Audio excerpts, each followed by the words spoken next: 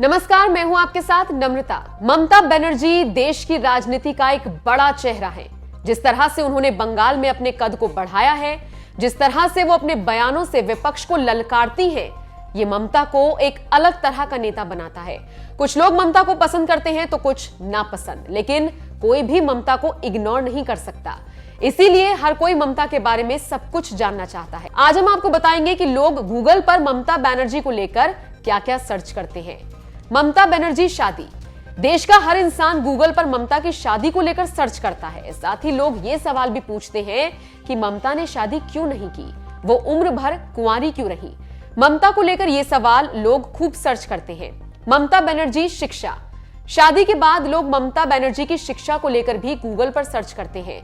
लोग जानना चाहते हैं कि ममता ने कितनी शिक्षा ग्रहण की है। तो आपको बता दें, दक्षिण कोलकाता के जोगमाया देवी कॉलेज से ममता बनर्जी ने इतिहास में ऑनर्स की डिग्री हासिल की है। बाद में कलकत्ता विश्वविद्यालय से उन्होंने इस्लामिक इतिहास में मास्टर डिग्री ली।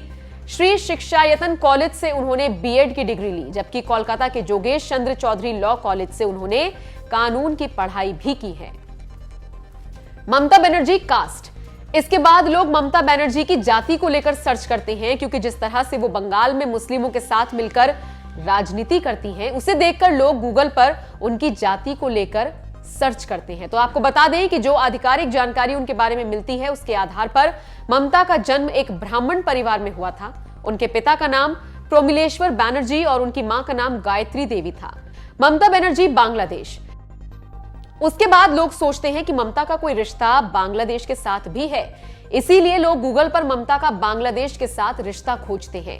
पिछले कुछ वक्त से बंगाल की सीमा पर बांग्लादेशियों की घुसपैठ को लेकर भी काफी खबरें सामने आई। उसके चलते लोग गूगल पर ये सर्च करते हैं।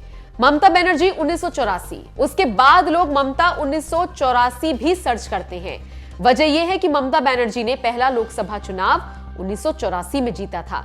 यह चुनाव ममता के लिए इसलिए भी बड़ा था क्योंकि इस चुनाव में दीदी ने सीपीएम के बड़े कद्दावर नेता सोमनाथ चटर्जी को हराया था। ममता बनर्जी बनाम मोदी। साल 2001 की शुरुआत में बीजेपी के खिलाफ हुए एक स्टिंग के खुलासों के बाद ममता नाराज हो गई थी और उन्होंने अपनी पार्टी को एनडीए से अलग कर लिया था।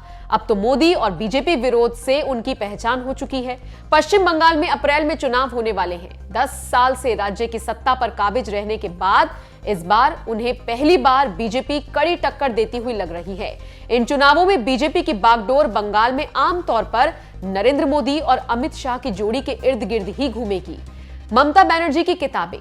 आप हैरान होंगे, ममता बनर्जी को गूगल पर जब सर्च किया जाता है तो वो एक लेखिका के तौर पर भी सामने आती हैं। उन्होंने बांग्ला भाषा में 32 किताबें लिखी हैं जो प्रकाशित हैं। साथ ही अंग्रेजी में भी वो 5 किताबें लिख चुकी हैं।